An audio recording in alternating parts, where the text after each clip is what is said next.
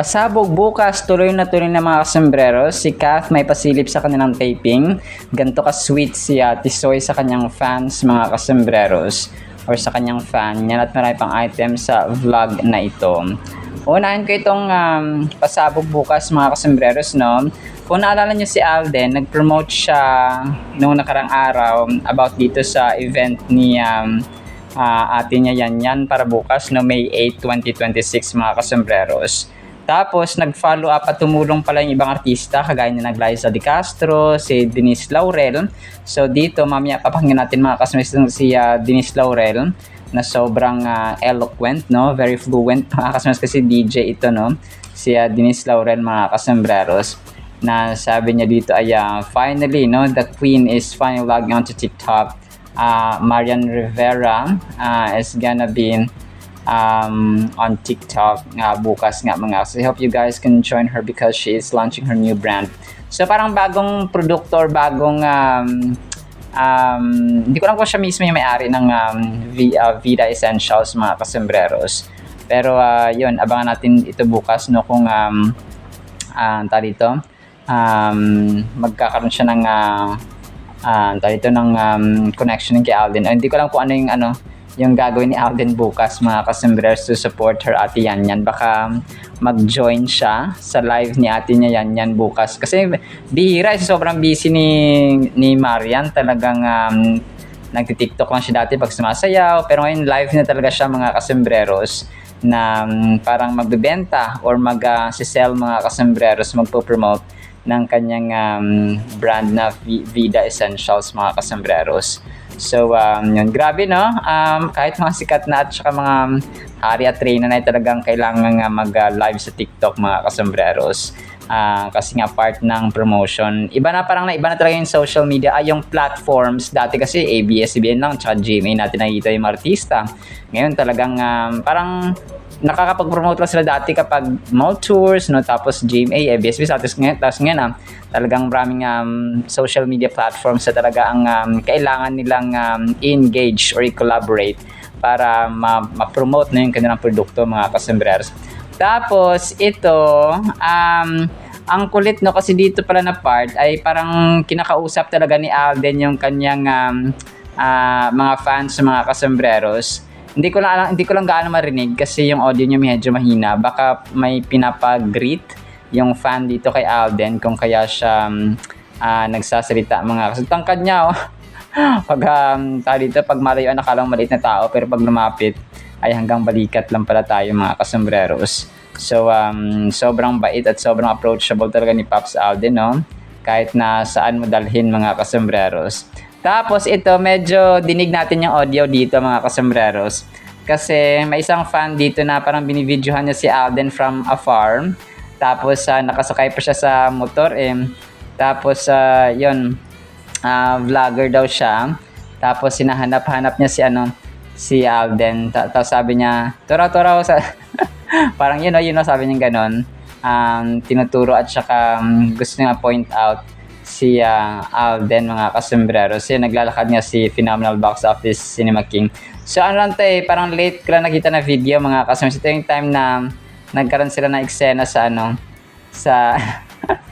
so tapos Alden, so yung tinawag niya na yung malapitan na si Alden mga kasombreros sa kanya. Mga kasombreros, no, sobrang kulit lang ni kuya. Ito si Mark Prin. Nakakatuwa itong pinost ni Mark Prin mga kasombreros. Parang similar pala yung aso, no, na hinawakan ni Alden dun sa may Siargao. At saka yung kay Kath doon sa may sa may Butan mga kasombreros. So si Mark Prin lang nakapansin, no, na pareho pala ng parang itsura ng aso yung hinawakan ng Kath din mga kasombreros. So, sobrang nakakatuwa itong kanyang kanyang na-discover at pinublish mga kaso sa pinost sa kanyang TikTok account mga kasombreros. So kasi yung na-flash ko nung nakaraan ay si Snowy lang kunwari, no? Pero not knowing na magkamukha pala ito dun sa may hinawakan or nakita ni Kath na aso sa Butan na staycation or parang bakasyon or quick vacation niya mga kasombreros. So nakakatuwa lang at saka nakaka-amaze. Nakakatuwa na dito, kulit na mga kasembreros itong for mommy at for daddy na pareho pala silang mukha, no? Kasi may brown at saka brown, combination ng brown, white at saka konting black mga kasembreros, no? Yung aso mga kasembreros. So maraming salamat Mark Prin, no? Isa sa magaling na investigador ng CAF. isa sa magaling na magaling na investigador at detective ng CAF din ito si Mark Prin mga kasembreros. Tapos may isa dito na picture si Alden na shinare ng isang fan 21 hours ago, pogi, no? Sabi niya dito si Rowena Morales, no? Grabe daming reaction sa 175. Ito po ay parang picture pa yata ni Alden kasama si Miss Garlic Garcia, if I'm not mistaken mga kasembreros. So ito yung time na Sunday rest day mode sila mga kasembreros, no? Ni Nadine, Kailin at Miss Garlic Garcia, di ba pang Love Siargao cast mga kasembreros. So pero parang kinat lang ni Ma'am Rowena Morales yung picture dito ni Alden mga kasembreros at saka ni Miss Garlic Garcia mga kasembreros. Tapos si Mama Sol Grill, no? Na picturean niya rin 188 reactions yung kanyang pinost dito na picture ni Nadine doon sa Siargao nga mga kasembreros. Taping of Love Siargao here at Magpupungko Beach. Okay. Magpupungko Beach. Ang galing, no, mga kasembreros, Magpupungko Beach yung kasi yung magpupungko, ibig sabihin po niya ng magpupungko sa Ilonggo ay taga-upo. Parang ganoon siya mga kasembreros, no? So umuupo, so parang ganoon magpupungko. So yung mga nakaupo sa beach, parang ganoon siya mga kasembreros. So ang lingkod kasi sa Bisaya, no, lingkod ay upo. Sa Ilonggo naman, magpungko, pag sabi pungko ay uupo. So ganoon siya mga kasembreros kasi Ilonggo talaga. Ilonggo talaga ako mga kasembreros, kaya alam ko yung dialect nito. So parang sinadin lang yung naspatan niya dito and then pinost niya 21 hours ago. So ang cute lang kasi 188 reactions. Tapos may isa rito na parang nagpicture ang fan kina Nadine at Alden mga kasembreros, no? So si Kailin at saka si Alden mga kasus nung nag-ice cream trip sila. So ang kulit, no, kasi sobrang bait ito ni Kailin so nag-ice cream tripping. Tapos nung nakita ng mga fans na dalawa, yung naka-black at saka naka-red ay nagpa-picture sila, no? Kay Phenomenal Box Office Cinema King at saka kay Kailin Alcantara. So sobrang bait din ito ni Kailin Alcantara, marami ang nakapagsabi mga kasembreros, no? Tapos may shinare dito na nasa kotse or nasa sasakyan na sina Alden mga kasembreros, kasama ang kasama yata si Nadine dito mga kasembreros at saka hindi ko na alam kung parang hindi ito si Ma'am Garlic Garcia. Parang si Naggablogman yata ito mga kasembreros. O parang si Naggablogman at saka yung ibang kasamahan niya, hindi ko kilala, no, si ate at saka si kuya. May nakasulat pero hindi ko makita kasi sobrang liit niya mga kasembreros. Pero po, no, sobrang kulit lang. Sa loob sila ng sasakyan mga kasembreros. Tapos isa sa mga major items natin, itong sobrang sweet, no, or super sweet ni Alden sa fans niya mga kasembreros. So ito ay parang yung fan nag-I love you mga kasus, tapos hinag siya, no, or niyakap si si Jay Mumay. So si Mumay, alam natin na sobrang close na close din at isang avid fan at part ng A-Team, no, or Alden community mga kasembreros, or A-Team community. Itong si Jay Mumay mga kasembreros. So nagulat ako kasi niyakap siya. Tapos nakita ko yung pinost ay yung nag-post ay si Mumay pala mga kasembreros, no. So na solid na Aldinatic din po. Alam ko throwback din ito no, shinare kasi kanina ng isang admin mga kasembreros. So throwback ito na video if I'm not or if I'm correct, ay ito po yung time na umattend si Alden ng Vivo launching niya 2023. 2023 or 2024 pa mga kasembreros. So, dyan sa range na yan mga kasembreros, no? Na kung saan ay, tao dito, parang na-recall lang siguro ni kasi May 7 yung nakalagay na petsa. May 7, 2020. Nakalimutan ko yung screenshot na sinare ng isang admin. Pero something like that, na-recall niya, May 7 or May 6, 2023 or 2024, something like that mga kasembreros. So, yun po. Vivo event niya ito. Kagaya ng ginagawa ng Vivo every year na nagkakaroon sila ng fan meet with the brand ambassadors or brand ambassador mga kasembreros. So, naka-white dito si Alden, no? Sa kanyang outfit. Mga kasembreros. So si Jay Mumay yung kanyang nakahag dito. Sobrang sweet sa mga fans niya. Si Phenomenal Box Office Cinema King, kung kaya siya minamahal din ng kanyang mga tagahanga or kanyang mga masugid na taga-subaybay mga kasembreros. So yung kanyang mga fans. So ito yung isa sa mga siguro premiums na sinasabi niya mga kasembreros na he really values his fans kasi nga yung mga fans talagang pag malayo yung event ni Alden talagang maaga pa yung mag-aasikaso, maagang gigising, maagang babiyahe, talaga magpe-prepare, gagastos ng sariling pera, no? So yung mga premiums talaga sasabi niya dati ay sa mga fans talaga dapat napupunta because parang hindi mo kailang pilitin kasi ang tao kung nagustuhin ka. Yes, may mga artista na dahil napupugian, dahil nakukitan, dahil napapakilig sila. Pero si Alden kahit solo E-Ride talagang mahal siya ng mga fans niya ng malalim na pagmamahal mga kasembreros because yun yung ginagawa niya rin sa kanya mga fans mga kasembreros. So medyo napahaba yung aking explanation dyan. Pero yun kasi talagang nakakatuwa lang na ganoon talaga yung ugali ni Alden na he really gives so much value sa kanyang mga fans, mga kasembreros. Tapos, nag-share ng isang admin dito kanina. Ito po ay parang grabe daming likes. So, 3 hours ago, 171 reactions mga kasembreros. So, naka-flowery or floral green si Soiti dito mga kasembreros. Hindi naman siya floral, parang dahon. Dahon na green mga kasembreros yung suot ni Alden dito. Hindi ko lang din alam kung throwback ito or edited, no? Happy Thursday Day. So ito yung sabi dito sa caption mga kasembreros.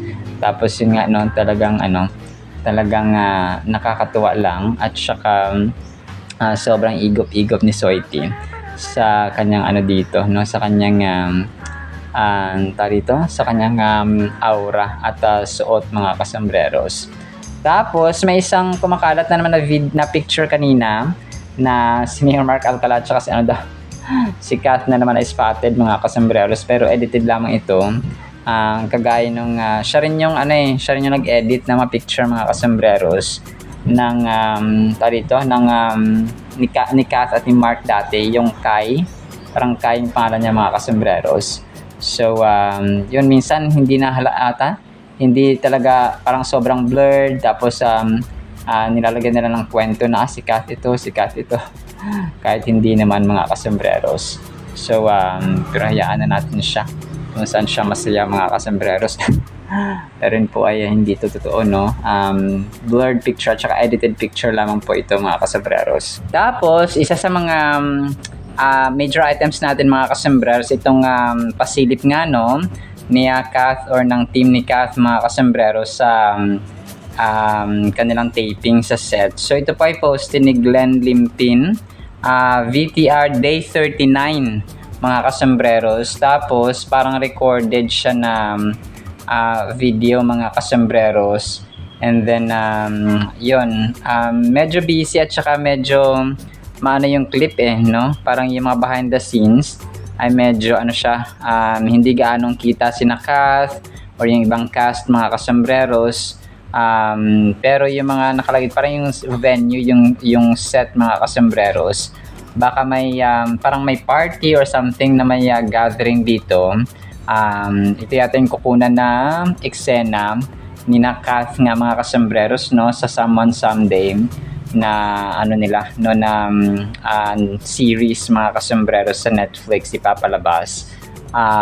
Pero yun, talagang ano siya, medyo limited lang yung pinakitang mga ano dito, mga tao dito, mga tao and so on. So si Kath nga ay parang hindi na ano dito siya ba yung nakaupo dito nakatalikod? Palagay ko siya yung nakatalikod dito nakaupo na medyo yung buhok niya ay hanggang lagpas balikat lang, no, mga kasembreros. Tapos nakatalikod siya nakaupo, baka siya ito mga kasembreros.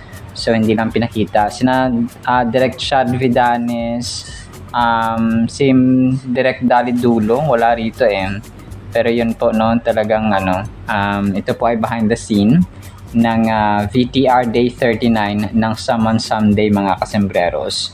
So day 39, 1 month and 9 days, no? Parang something like that yung taping days pa lang ng Someone Someday mga kasembreros. Ito rin po nung aabangan natin yung kanilang susunod na mga kaganapan mga kasembreros.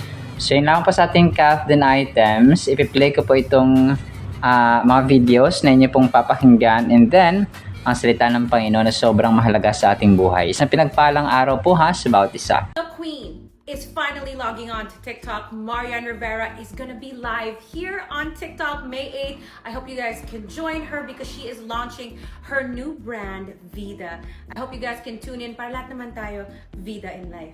I'll see you guys there. Bye!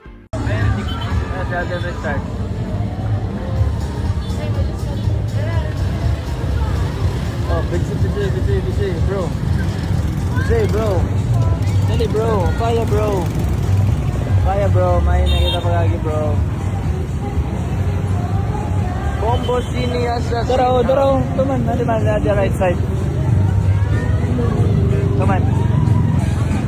Come on, kuya. Gusto ka. Fine.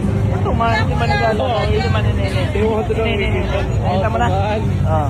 Okay, nice. Kita mo na? Yeah. Ito kaya.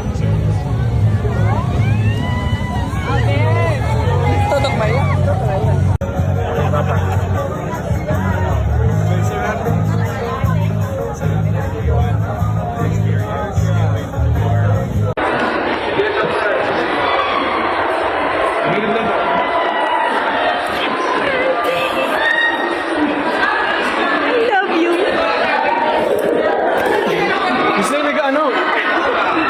Sobrang ganda ng ating Word of God mga kasembreros. Ang title natin ay Kilalaning Diyos ang Diyos. Bakit kaya, no? Psalms 100 verse 3, Know that the Lord, He is God. Ito pala yun, no?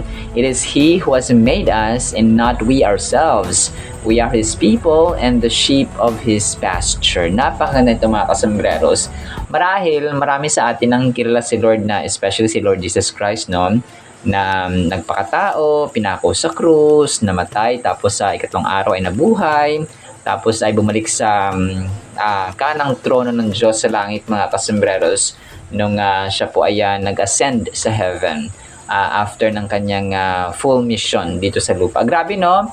33 years yung kanyang pamamalagi sa mundong ito, and according kay Apostol Juan ay kung susumahin at ililista lahat ng ginawa ng Diyos, no, ni Lord Jesus Christ dito sa mundong ito, ay hindi magkasya yung lahat ng library at ang mundong ito. Kumbaga pa kahit natambakan ng grabe, no, hindi yun exaggeration mga kasembreros or hyperbole. It's the truth, no, na kumapa yung kasi kung imagine mo araw-araw gumagawa ng milagro si Lord Jesus Christ nung time niya, no? Kahit nung maliit pa siya hanggang sa siya ay lumaki naging 30 years old. Kasi yung Biblia, 13, 12 years old si Jesus Christ. Tapos naputol na siya sa four gospels nga, Matthew, Mark, Luke, and John. Naputol na siya. Nung lumabas na siya agad ay nagpabautismo na siya kay John the Baptist.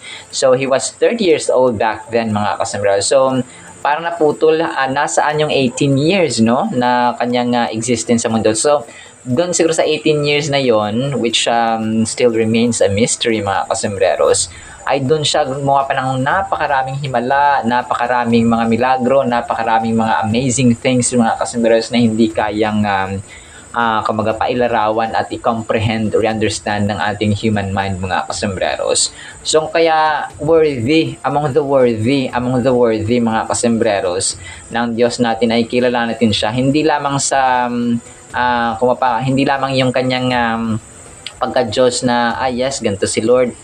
Yes, ganito siya, yung kanyang mukha, yung kanyang, actually wala siyang mukha, no, grabe.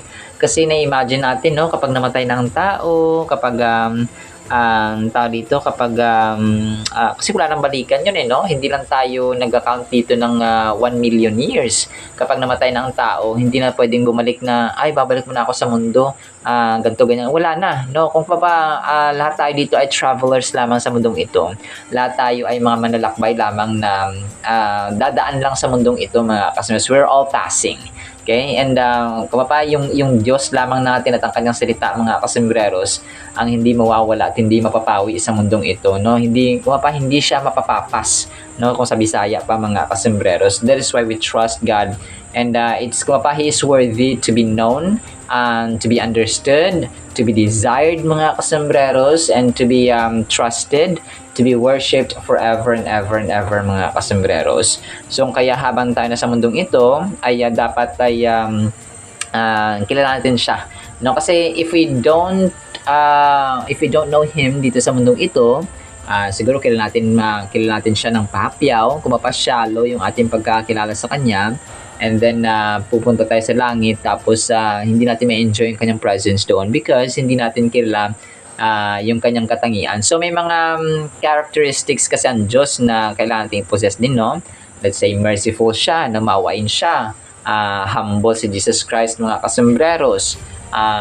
Pero yung glory, yung power, yung might, yung strength ng mga kasembreros, yung holiness, yung kanyang pagiging basta overall yung kanyang pagiging omnipresent, omnipotent, yung kanyang pagiging omniscient, wala pong kapantay yun mga kasembreros. So kung kaya every time na tayo po ay kailangan natin ng Diyos mga kasembreros, let's make sure na tayo po ay namamangha tayo and then sinusunod natin siya, no? Because of that amazingness natin sa Kanya, yung pagiging dakila niya mga kasembreros ay yun yung parang mag-uudyok sa atin na sundin siya mga kasus at pakilain siya sa lahat ng panahon at season ng ating buhay. This verse from Psalms is quite significant in explaining our relationship with God. It tells us to recognize God for who He is. The opening phrase, know that the Lord, He is God, it is He who has made us and not we ourselves. So, kaya diba, ginawa tayo ng Diyos, hindi natin siya ginawa, kundi siya ang gumawa sa atin mga kasembreros. So, doon pa lang na truth, doon pa lang na reality mga kasembreros ay dapat na maudyok na tayo na ang Diyos yung may likha sa atin, hindi tayong lumikha sa Kanya. So wala tayong kahit na isang katiting na yabang or pride mga kasembreros at na pwedeng may pagmalaki sa Kanya.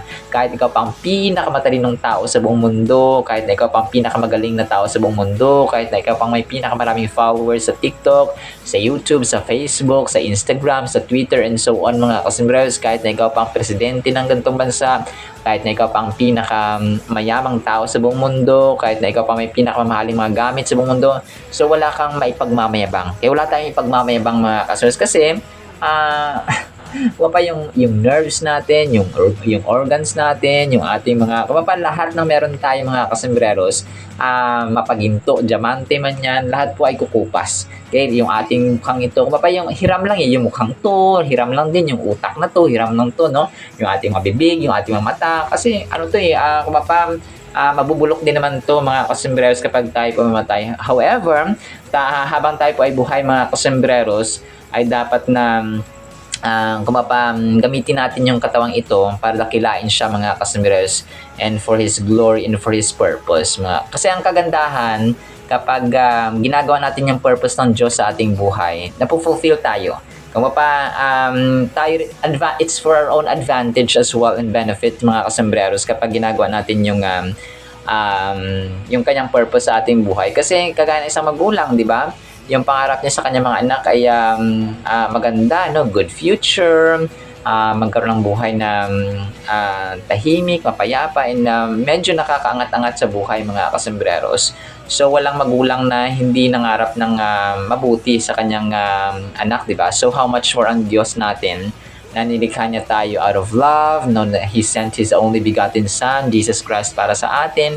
So, di ba, parang isipin natin na kung yun na kayang ibigay, kung tayo nalikha niya mga kasmas, how much more yung mga blessings lang na kung hindi yan makakabawas sa kanyang kayamanan.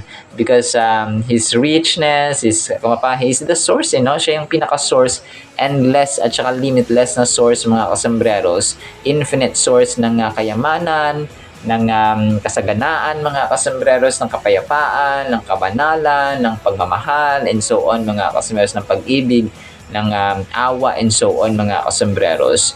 So mga lessons na pwede natin matutunan dito sa Psalms 100 verse 3 mga kasembreros ay number 1, acknowledgement of God's sovereignty. Kailangan we have to learn the importance of acknowledging the sovereignty of God mga kasembreros. So recognizing that He is the Creator instills in us a deep sense of respect. No, kasi siya yung lumikha sa atin, so dapat galangin natin siya mga kasembreros. Kasi anytime, anywhere, ay pwede niyang kunin sa atin yung ating buhay na hiram mga kasembreros. It reminds us that life does not revolve around us but around Him. So, yung mali kasi ng taong, kunwari, diba, mga pag mga sikat, no, pag mga sought after na mga personalities, mga kasembreros, pag yung camera parating hinahabol-habol sila, yung kasikatan talagang kahit saan tinatawag yung pangalan nila and so on, may mga posters and so on, may nakalagay sa mga billboards and so on. So kapag ganoon na kasi yung minsan na-instill sa or nangita at saka na-experience ng mga tao na iba, ay nagkakaroon sila ng pride, no? Kung parang kaya kong bilhin lahat kasi meron akong pera, meron akong posisyon, meron akong power, meron akong influence. So, doon na nagkakasala ang tao, no? Kung parang iniisip nila na ikaw yung center of attraction. Yung mundo ng tao ay nagre-revolve or umiikot sa iyo. Which definitely not mga kasembreros. By centering our lives on God, we find purpose and direction. So, na-imagine ba natin dati, di ba? Yung mga presidente, yung mga nasa posisyon, no? Napapalitan sila mga kasembreros. And nga, darating talagang panahon na mamamatay din mga kasembreros ang tao. Kahit gaano man katanyag, gaano man ka-influential sa kanilang present position mga kasembreros. So, number 2, understanding our identity. Psalms 100 verse 3 teaches us about our identity as God's creations. We are not mere accidents. We have been intentionally made by a loving Creator. This knowledge shapes our self-esteem and guides our decisions. It encourages us to live fulfilling lives that honor God. So yun siya. Kailangan alamin natin yung ating identity. We have to understand. We have to know our identity na tayo po ay nilikha ng Diyos na may purpose. May halaga, may reason, no? So, may mahalagang reason or significant reason mga kasama. That is why we have a significant or important role mga kasama sa mundong ito. So hindi lang tayo taga-kain, taga-trabaho, taga-tulog, taga-gala dito, taga-gala doon. So, we can do these things but may mas malalim pa na purpose ang buhay. May mas malalim pa na reason mga kasembreros at responsibilities, no, at saka mission na pinapagawa ang Diyos sa atin mga kasembreros. That is to love Him or to love God with all our heart, mind, soul, and strength, and to love our neighbors or fellow people as we love ourselves mga kasembreros. So, yun siya, no?